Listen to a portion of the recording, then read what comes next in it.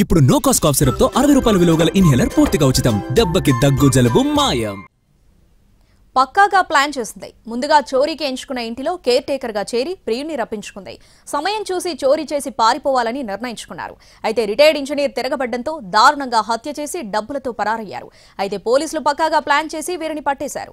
విజయవాడలో retired engineer murder mystery గుట్టురట్టు చేశారు పోలీసులు. విజయవాడలో 2 రోజుల క్రితం హత్యకు గురైన రిటైర్డ్ ఇంజనీర్ రామారావు హత్య కేసును పోలీసులు ఛేదించారు. 3 రోజుల క్రితం రామారావు ఇంట్లో కేర్ టేకర్ గా చేరిన అనూష తన ప్రియుడు ఉపేందర్ రెడ్డితో కలిసి హత్య చేసి పరారైనట్లు హత్య జరిగిన రోజే పోలీసులు గుర్తించారు. ఇంట్లో ఉన్న నగదు నగలతో అనూష, ఉపేందర్ రెడ్డి విజయవాడ బస్టాండ్కి వెళ్లి అక్కడి నుంచి చెన్నై చేరుకున్నారు. కేవలం ఎంజాయ్ చేయడం కోసమే చెన్నై వెళ్లినట్లు పోలీసులు గుర్తించారు. ఆ తర్వాత కాళహస్తి తిరిగి వచ్చారు.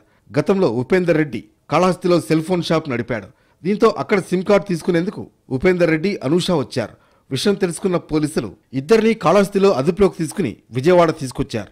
విజయవాడలో నిందితులను విచారించగా కీలక విషయాలు వెలుగు చూశాయి. ఈ కేసులో అరెస్ట్ అయిన అనూష, ఉపేందర్ రెడ్డి ఇద్దరిపైన గతంలో కేసులున్నట్లు పోలీసులు తెలిపారు. ఖమ్మం జిల్లాకు చెందిన అనూష మొదట ఓ వ్యక్తిని వివాహం చేసుకుంది. వీరికి 2 పిల్లలు.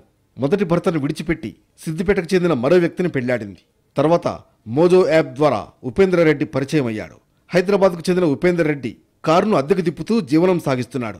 మోజో యాప్లో వీరిద్దరి పరిచయం, సాన్నిహిత్యం పెరగడంతో ఇద్దరూ కలిసి గుంటూరు జిల్లా నులకపేట వచ్చి 2 నెలల నుంచి సహజీవనం చేస్తున్నారు. ఉపేందర్ రెడ్డిపై ఇప్పటికే 2 కేసులు ఉన్నట్లు పోలీసులు గుర్తించారు. అనూష అసలు పేరు మంగగా పోలీసులు గుర్తించారు.